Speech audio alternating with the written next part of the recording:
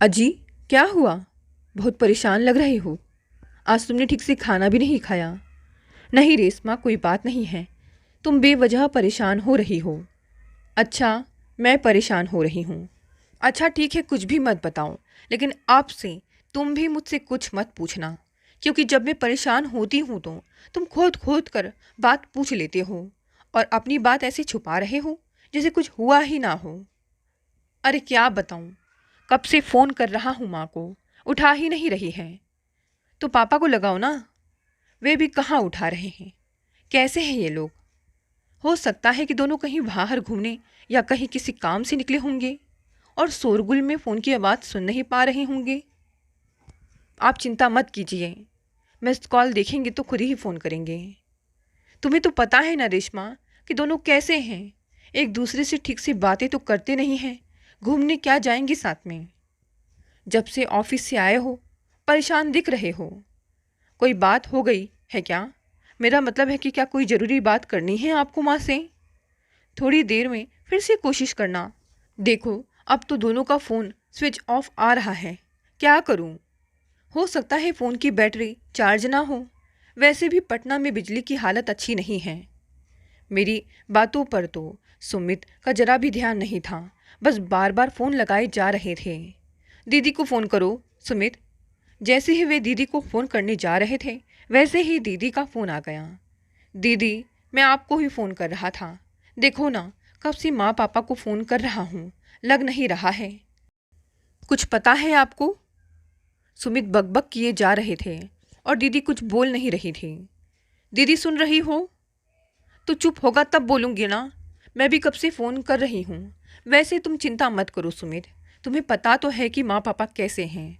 खुद तो मस्त रहते हैं, दूसरों को टेंशन देते हैं। और शुरू से तेरी आदत है बेवजह चिंता करने की। अभी सो जा, सुबह बात हो जाएगी। सुमित ने सोचा शायद दीदी ठीक ही कह रही हैं, पर मम्मी पापा फ़ोन तो उठा ही सकते थे। एक बार और लगा कर देखता हूँ, सोचते हुए उसने फ़ोन लगाया, पर अब भी उन्होंने फ़ोन नहीं उठाया। ऐसे मत देखो रेशमा, चिंता तो होती है ना। लेटी हुई रेशमा उसे देख रही थी तो वह झुंझला कर बोला, मैं समझती हूँ सुमित। रात भर सुमित ठीक से नहीं सोए। जब भी रात को जाग कर देखा तो जाग ही रहे थे और सुबह भी जल्दी जाग गए। मैंने कहा, अभी तो 4:30 ही बजे हैं, माँ पापा सो रहे होंगे। फिर भी फ़ोन करके देखता हूँ रेशमा। सुमित का चेहरा बता रहा था कि अभी भी फ़ोन नहीं उठा रहे थे माँ पापा। आप मौसी जी को फ़ोन लगाओ फिर से, शायद लग जाए, रेशमा ने सुझाया। हाँ वही करता हूँ। क्या? कब हुआ? अभी माँ कहाँ है मौसी? आप माँ का ख्याल रखो, मैं जल्दी से जल्दी आने की कोशिश करता हूँ। रेशमा, देखो वही हुआ जिसका मुझे डर था। हमें कल ही निकलना पड़ेगा। सुमित सिर पकड़कर बैठ गए। मौसी ने क्या बोला, यह तो बताओ। सुमित की बेचैनी बता रही थी कि कुछ तो हुआ है। सुमित, क्या हुआ? माँ मौसी के घर पर है, बहुत झगड़ा हुआ है माँ पापा में। माँ के सिर पर चोट आई है। डॉक्टर को दिखा दिया है मौसी ने, अब माँ ठीक है। ट्रेन का तत्काल का टिकट करवाते हैं। तुम्हें छुट्टी मिल जाएगी ना? हाँ मिल जाएगी, आप चिंता मत कीजिए। सुमित ट्रेन में भी चुपचाप बैठे रहें। सुमित, क्या सोच रहे हो? माँ पापा इतना लड़ते हैं आपस में, तो कभी भी आपने, दीदी ने, नाना नानी ने या फिर मौसी ने उन्हें समझाने की कोशिश नहीं की? बोलो सुमित। मैं कोई बाहर की नहीं हूँ, क्या मैं समझा सकती हूँ उन दोनों को? मैं कोशिश करके देखूँ। सब हार गए दोनों को समझा समझा कर। तुम पापा को नहीं जानती। जब कोई कुछ नहीं कर सका तो तुम क्या करोगी? जब से हम भाई बहन ने होश संभाला है, तब से दोनों को लड़ते झगड़ते ही देखा है।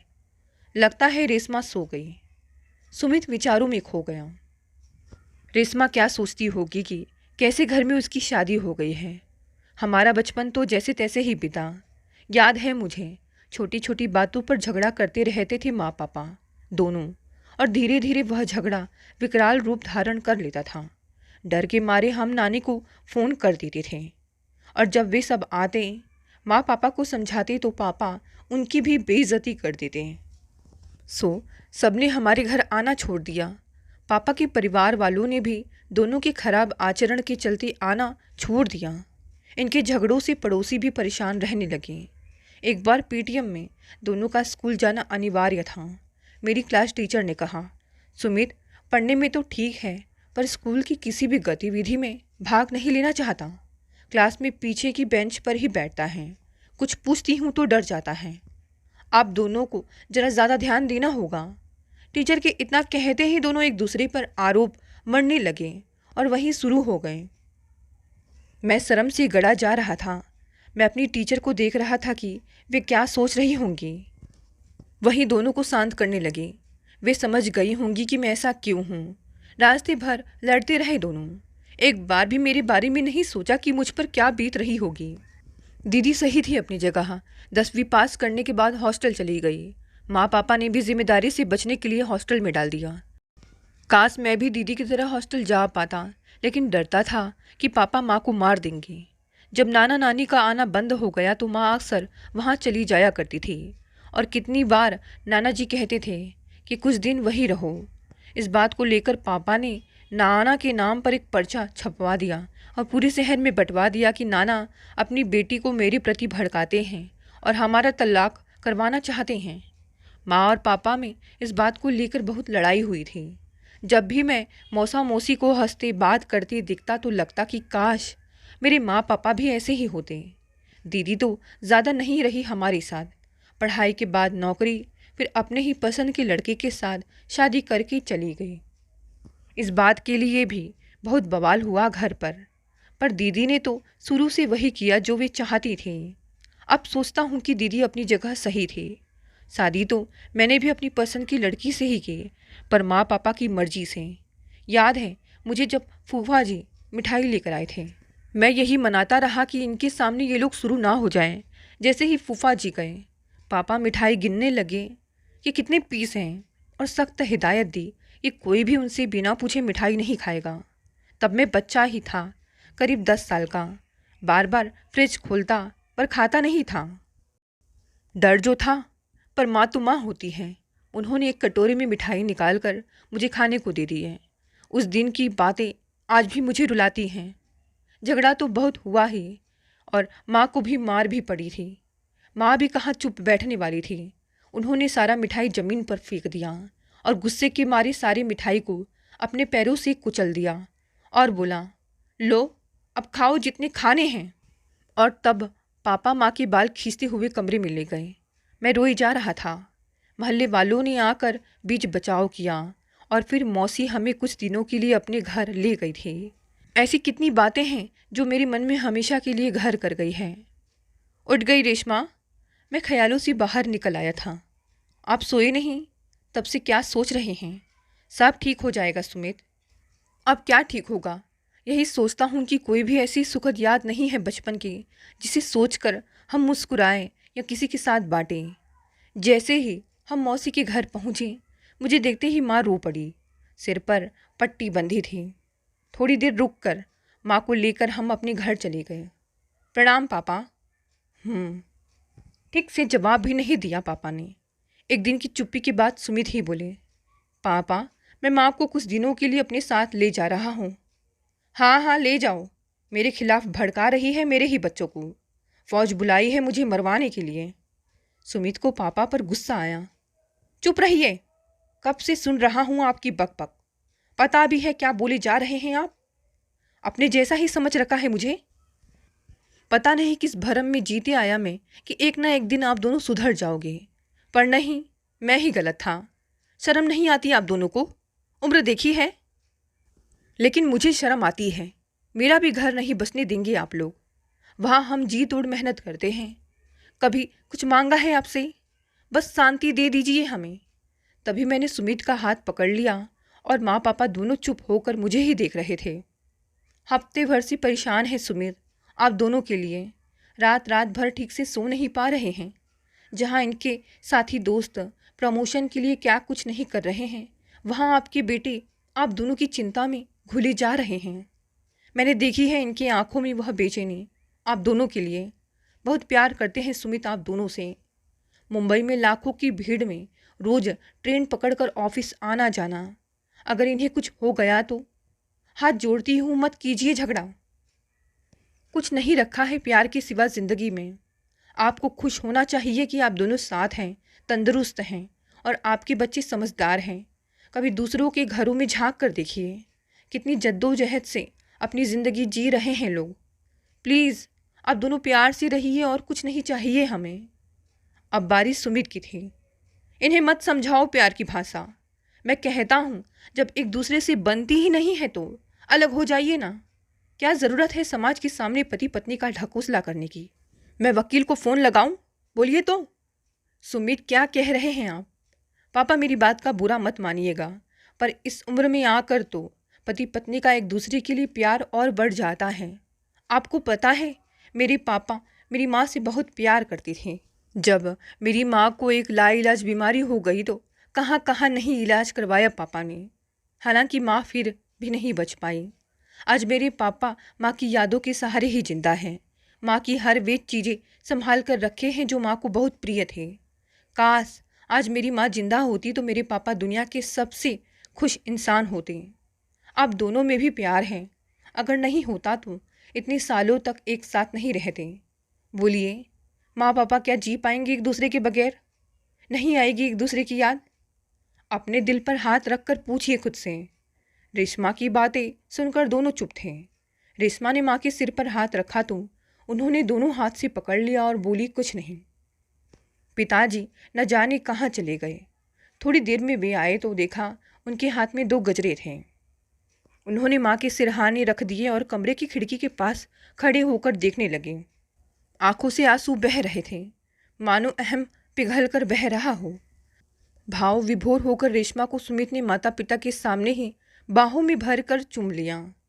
उसे अपना वह संसार मिल गया जिसे बचपन से ढूंढ रहा था वह। दोस्तों, ये कहानी यही समाप्त हो गई। संडे होने के कारण आज सुनीता जरा देरी से उठी। अचानक उसका मोबाइल बज उठा। उसके देवर रोहन का फ़ोन था। भाभी, भैया बहुत बीमार हैं, प्लीज़ आकर मिल जाइए। और फ़ोन कट गया। फ़ोन पर देवर रोहन की आवाज़ सुनते ही उसके तन बदन में आग लग गई। न्यूज़पेपर और चाय भूलकर वह बड़बड़ाने लगी। आज ज़िंदगी के 50 साल बीतने को आए, पर यह आदमी चैन से नहीं रहने देगा। कल मरता है तो आज मर जाए। जब आज से 20 साल पहले मेरी ज़रूरत नहीं थी तो आज क्यों ज़रूरत आन पड़ी। उसे अकेले बड़बड़ाती देखकर माँ उसके निकट आई और बोली, अकेले क्या बड़बड़ाई जा रही है? क्या हो गया है? किसका फ़ोन था? माँ, आज से 20 साल पहले मैं पवन से सारे नाते रिश्ते तोड़कर यहाँ तबादला करवा कर आ गई थी और मैंने फिर कभी पीछे मुड़कर नहीं देखा। तब से लेकर आज तक ना उन्होंने मेरी खोई खबर ली और ना मैंने उनकी। तो अब क्यों मुझे याद किया जा रहा है? माँ, आज उनके गुरुजी और दोस्त कहाँ गए जो उन्हें मेरी याद आ रही है? हॉस्पिटल में अकेले क्या कर रहे हैं? आश्रम वाले कहाँ चले गए? बोलते बोलते सुनीता इतनी विचलित हो उठी, उसका बीपी बढ़ गया। माँ ने दवा देकर उसे बिस्तर पर लिटा दिया। 50 वर्ष पूर्व जब पवन से उसका विवाह हुआ था, वह बहुत खुश थी। उसकी ससुराल साहित्य के क्षेत्र में अच्छा खासा नाम रखती थी। वह अपने परिवार में सबसे छोटी, लाडली और साहित्य प्रेमी थी। उसे लगा था कि साहित्य प्रेमी और सुशिक्षित परिवार में रहकर वह भी अपने साहित्य ज्ञान में वृद्धि कर सकेगी। परंतु वह विवाह होकर जब आई तो उसे मायके और ससुराल के वातावरण में बहुत अंतर लगा। ससुराल में केवल ससुर जी को साहित्य से लगाव था। दूसरे सदस्यों का तो साहित्य से कोई लेना देना ही नहीं था। इसके अलावा मायके में जहाँ कोई ऊंची आवाज़ में बात तक नहीं करता था, वहीं यहाँ घर का हर सदस्य क्रोधी था। ससुर जी अपने लेखन व यात्राओं में इतने व्यस्त रहते हैं कि उन्हें घर परिवार के बारे में अधिक पता ही नहीं रहता था। सास अल्प शिक्षित घरेलू महिला थी। वे अपने शौक, फैशन व किटी पार्टीज में व्यस्त रहती। घर नौकरों के भरोसे चलता। हर कोई अपनी जिंदगी मनमाने ढंग से जी रहा था। सभी भयंकर क्रोधी और परस्पर एक दूसरे पर चीखते चिल्लाते रहे। इन 2 दिनों में ही पवन को ही वह कई बार क्रोधित होते देख चुकी थी। यहाँ का वातावरण देखकर उसे डर लगने लगा था। सुहाग रात को जब पवन कमरे में आए तो वह दबी सहमी सी कमरे में बैठी थी। पवन उसे देखकर बोले, क्या हुआ? ऐसे क्यों बैठी हो? कुछ नहीं, ऐसे ही, उसने दबे स्वर में धीरे से कहा था। तो इतनी घबराई हुई क्यों हो? नहीं, वो, मुझे आपसे डर लगता है, सुनीता ने घबरा कर कहा। अरे डरने की क्या बात है, कहकर जब पवन ने उसे अपने गले से लगा लिया तो वह अपना सब डर भूल गई। विवाह को कुछ दिन ही हुए थे कि एक दिन डाकिया एक पीला लिफाफा लेटर बॉक्स में डाल गया। जब पवन ने खोलकर देखा तो उसमें केंद्रीय विद्यालय में सुनीता की नियुक्ति का आदेश था, जिसके लिए उसने विवाह से पूर्व आवेदन किया था। खैर, समस्त परिवार की सहमति से सुनीता ने नौकरी ज्वाइन कर ली। घर और बाहर दोनों संभालने में तकलीफ तो उठानी ही पड़ती, परंतु वह खुश थी कि उसका अपना कुछ वजूद तो है। तनख्वाह मिलते ही पवन ने उसका एटीएम कार्ड और चेकबुक यह कहते हुए ले लिया कि मैं पैसे का मैनेजमेंट बहुत अच्छा करता हूँ, इसीलिए ये मेरे पास ही रहे तो अच्छा है। कहाँ कब कितना इन्वेस्ट करना है मैं अपने अनुसार करता रहूँगा, मेरे पास रहे या इनके पास, यह सोचकर सुनीता ने कभी इस और ध्यान ही नहीं दिया। इस बीच वह एक बेटे की माँ भी बन गई। एक दिन जब वह घर आई तो पवन मुंह लटकाए बैठा था। पूछने पर बोला कि वह जिस कंपनी में काम करता था वह घाटे में चली गई और उसकी नौकरी भी चली गई। सुनीता बड़ी प्यार से उससे बोली, तो क्या हुआ, मैं तो कमा ही रही हूँ, तुम क्यों चिंता करते हो, दूसरी ढूंढ लेना। अच्छा, तो तुम मुझे अपनी नौकरी का ताना दे रही हो? नौकरी गई है, हाथ पैर नहीं टूटे हैं अभी मेरे, पवन क्रोध से बोला। पवन, तुम बात को कहाँ से कहाँ ले जा रहे हो, मैंने ऐसा कब कहा? ज़्यादा जबान मत चला वरना काट दूंगा। पवन की आंखों से मानो अंगारे बरस रहे थे। उसे देखकर सुनीता सहम गई। आज उसे पवन के एक नए ही रूप के दर्शन हुए थे। वह चुपचाप दूसरे कमरे में जाकर अपना काम करने लगी। नौकरी चली जाने के बाद से अब पवन पूरे समय घर में रहता और सुबह से शाम तक अपनी मर्जी करता। एक दिन सुनीता को घर में आने में देरी हो गई। जैसे ही वह घर में घुसी, इतनी देर कैसे हो गई? आज इंस्पेक्शन था। झूठ बोलते शर्म नहीं आती? कहाँ से आ रही हो? तुमसे बात करना बेकार है। खाली दिमाग शैतान का घर वाली कहावत तुम्हारे ऊपर बिल्कुल सटीक बैठती है, कहकर सुनीता गुस्से में अंदर चली गई। पूरे घर पर पवन का ही वर्चस्व था। सुनीता को घर की किसी बात में दखल देने की इजाज़त नहीं थी। वह कमाने की मशीन और मुक्त दर्शक मात्र थी। एक दिन जब वह घर में घुसी तो देखा कि पूरा घर फूले से सजा हुआ है। पूछने पर पता चला कि आज कोई गुरुजी और उनके शिष्य घर पर पधार रहे हैं, इसीलिए रसोई में खाना भी बन रहा है। सुनीता ने पवन से पूछा, यह सब क्या है पवन? सुबह मैं स्कूल गई थी, तब तो तुमने कुछ नहीं बताया। तुम सुबह जल्दी निकल गई थी, सूचना बाद में मिली। आज गुरुजी घर आने वाले हैं, जाओ तुम भी तैयार हो जाओ, कहकर पवन फिर जोश से काम में जुट गया। उस दिन देर रात्रि तक गुरुजी का प्रोग्राम चलता रहा। न जाने कितने ही लोग आए और गए। सबको चाय खाना आदि खिलाया गया। सुनीता को सुबह स्कूल जाना था, सो वह अपने कमरे में आकर सो गई। दूसरे दिन शाम को जब स्कूल से लौटी तो पवन बड़ा खुश था। ट्रे में चाय के 2 कप लेकर सुनीता के पास ही बैठ गया और कल के सफल आयोजन के लिए खुशी व्यक्त करने लगा। तभी सुनीता ने धीरे से कहा, पवन, आप खुश हो इसलिए मैं भी खुश हूँ, परंतु मेहनत की गाढ़ी कमाई की यूँ बर्बादी ठीक नहीं। इस पर पवन गुस्सा हो गया। तुम्हारे घर में कोई भी बाबाओं के प्रताप में विश्वास नहीं करता तो तुम कैसे करोगी? व्यंगपूर्ण कहकर पवन वहाँ से चला गया। शाम को फिर आया और कहने लगा, देखो यह लाल डोरी, इसे सदा हाथ में बांधे रखना, कभी उतारना नहीं, गुरुजी ने दी है, सब ठीक होगा। कलह और असंतोष की मध्य जिंदगी किसी तरह कट रही थी।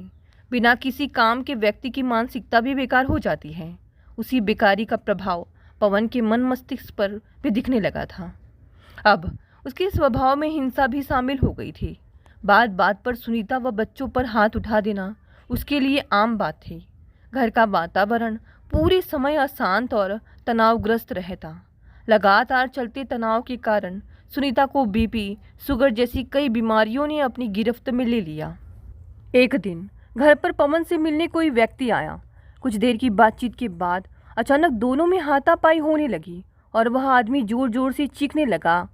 कॉलोनी के कुछ लोग गेट पर जमा हो गए और कुछ अपने घरों में से झांकने लगे।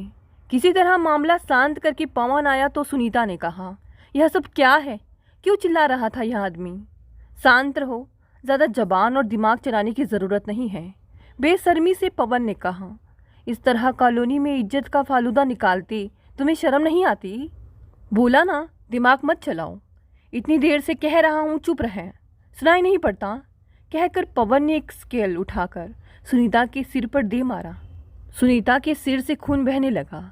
अगले दिन जब वह स्कूल पहुंची तो उसके सिर पर लगी बैंडेड देखकर प्रिंसिपल संजू बोली, यह क्या हो गया? चोट कैसे लगी? उनके इतना कहते ही सुनीता की आंखों से जोर जोर से आंसू बहने लगे। संजू मैडम उम्रदराज और अनुभवी थी। उनकी पारखी नज़रों ने सब भांप लिया। सो उन्होंने सर्वप्रथम अपने कक्ष का दरवाज़ा अंदर से बंद किया और सुनीता के कंधे पर प्यार से हाथ रखकर बोली, क्या हुआ बेटा? कोई परेशानी है तो बताओ। कहते हैं प्रेम पत्थर को भी पिघला देता है। सो संजू मैडम के प्यार का संपर्क पाते ही सुनीता फट पड़ी और रोते रोते उसने सारी दास्तान कह सुनाई। मैडम, आज शादी के 20 साल बाद भी मेरे घर में मेरी कोई कद्र नहीं है। पूरा पैसा उन तथाकथित बाबा जी की सेवा में लगाया जा रहा है। बाबा जी की सेवा के चलते कभी आश्रम के लिए सीमेंट, कभी गरीबों के लिए कंबल और कभी अपना घर लुटाकर गरीबों को खाना खिलाया जा रहा है। यदि एक भी प्रश्न पूछ लिया तो मेरी पिटाई जानवरों की तरह की जाती है। सुबह से शाम तक स्कूल में खटने के बाद जब घर पहुंचती हूँ तो हर दिन एक नया तमाशा मेरा इंतज़ार कर रहा होता है। मैं थक गई हूँ इस ज़िंदगी से। कहकर सुनीता फूट फूट कर रोने लगी। संजू मैडम अपनी कुर्सी से उठी और सुनीता के आगे पानी का गिलास रखते हुए बोली, बेटा, एक बात सदा ध्यान रखना कि अन्याय करने वाले से अन्याय सहने वाला अधिक दोषी होता है। सबसे बड़ी गलती तेरी यह है कि तू पिछले 20 सालों से अन्याय को सह रही है। जिस दिन तेरे ऊपर उसका पहला हाथ उठा था वही रोक देना था। सामने वाला आपके साथ अन्याय तभी करता है जब तक आप सहते हो। जिस दिन आप प्रतिकार करने लगते हो उसका मनोबल समाप्त हो जाता है। आत्मनिर्भर और शिक्षित होने के बावजूद तू इतनी कमज़ोर और मजबूर कैसे हो गई? जिस दिन पहली बार हाथ उठाया था तुमने क्यों नहीं अपने माता पिता और परिवार वालों को बताया ताकि उसे रोका जा सकता? क्यों सह रही हो इतने सालों से अन्याय? छोड़ दो उसे उसके हाल पर। मैं हर दिन यही सोचती थी कि शायद सब ठीक हो जाएगा। माता पिता की इज्जत और लोक लाज के डर से मैं कभी किसी से कुछ कह नहीं पाई। लगा था कि सब ठीक कर लूँगी, पर मैं गलत थी। स्थितियाँ बद से बदतर होती चली गई, सुनीता ने रोते हुए कहा। अब संजू मैडम बोली, जो आज गलत है वह कल कैसे सही हो जाएगा? जिस इंसान को अपनी पत्नी पर हाथ उठाने में लज्जा नहीं आती, जो बाबाओं की करामत पर भरोसा करके खुद बेरोजगार होकर पत्नी का पैसा पानी की तरह उड़ा रहा है, वह विवेकहीन इंसान है। ऐसे इंसान से तुम सुधार की उम्मीद लगा बैठी हो? क्यों सह रही हो? तोड़ दो सारे बंधनों को, अब निर्णय तुम्हें लेना है। कहकर मैडम ने दरवाज़ा खोल दिया था। बाहर निकलकर उसने भी अब और ना सहने का निर्णय लिया और अगले ही दिन अपने तबादले के लिए आवेदन कर दिया। 6 माह बाद सुनीता का तबादला दूसरे शहर में हो गया। पवन को जब तबादले के बारे में पता चला तो क्रोध से चिकते हुए बोला, यह क्या मजाक है? मुझसे बिना पूछे ट्रांसफ़र किसने करवाया? मैंने करवाया। मैं अब और तुम्हारे साथ नहीं रह सकती। तुम्हारे उन तथाकथित गुरुजी ने तुम्हारी बसी बसाई गृहस्थी में आग लगा दी। आज और अभी से ही तुम्हारी यह दुनिया तुम्हें मुबारक। अब और अधिक सहने की क्षमता मुझ में नहीं है। हाँ हाँ जाओ, रोकना भी कौन चाहता है तुम्हें? वैसे भी कल गुरुजी आ रहे हैं, तुम्हारी तरफ देखना भी कौन चाहता है? मैं तो यूँ भी गुरुजी की सेवा में ही अपना जीवन लगा देना चाहता हूँ। कहकर भड़ाक से दरवाज़ा बंद करके पवन बाहर चला गया। बस उसके बाद से दोनों के रास्ते अलग अलग हो गए थे। बेटे सुलभ ने पुणे में जॉब ज्वाइन कर ली थी, परंतु आज आए इस एक फ़ोन ने उसके ठहरे हुए जीवन में फिर से तूफान ला दिया था। तभी अचानक उसने माँ का स्पर्श कंधे पर महसूस किया। क्या सोच रही हो बेटा? माँ, कुछ समझ नहीं आ रहा है, क्या करूँ? बेटा, पत्नी के नाते नहीं, केवल इंसानियत के नाते ही चली जा, बल्कि सुलभ को भी बुला ले। कल को कुछ हो गया तो मन में हमेशा के लिए अपराध बोध रह जाएगा। आखिर सुलभ का पिता तो पवन ही है ना। सुनीता की माँ ने उसे समझाते हुए कहा। अगले दिन वह सुलभ के साथ दिल्ली के एक सरकारी हॉस्पिटल के बेड नंबर 501 पर पहुंची। बेड पर लेटे पवन को देखकर वह चौंक गई। बिखरे बाल, जर्जर शरीर और गड्ढे में धंसी आंखें। शरीर में कई नलियां लगी हुई थी। मुंह से खून की उल्टियां हो रही थी। पूछने पर पता चला कि पवन को कोई खतरनाक बीमारी है। उसे आया देखकर पवन के चेहरे पर चमक आ गई। वह अपनी कांपती आवाज़ में बोला, तुम आ गई। मुझे पता था कि तुम जरूर आओगी। अब मैं ठीक हो जाऊंगा। तभी डॉक्टर सिंह ने कमरे में प्रवेश किया। सुलभ की तरफ मुखातिब होकर बोले, इन्हें गंभीर बीमारी हुआ है, अंतिम स्टेज में हैं। हम अपनी तरफ से पूरी कोशिश कर रहे हैं। आज आपके तथाकथित गुरुजी कहाँ गए? आपकी देखभाल करने क्यों नहीं आए वे, जिनके कारण आपने बसी बसाई गृहस्थी में आग लगा दी? आज उन्होंने अपनी करामात क्यों नहीं दिखाई? मुझसे क्या चाहते हैं आप? क्यों मुझे फ़ोन किया गया था? सुनीता आवेश से भरे स्वर में बोली। तभी देवर रोहन आ गया। उसने जो बताया उसे सुनकर सुनीता दंग रह गई। आपके जाने के बाद भैया एकदम निरंकुश हो गए। गुरुजी के आश्रम में कई कई दिन पड़े रहते। घर पर ताला रहता और भैया गुरुजी के आश्रम में। थोड़े दिन बाद भैया को एक गंभीर बीमारी हो गई।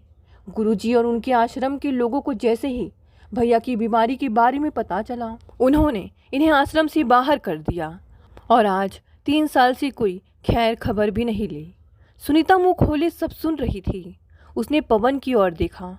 उसने अपने दोनों हाथ जोड़ दिए, मानो अब तक की सारी काली करतूतों को एक माफ़ी में धो देना चाहता हो।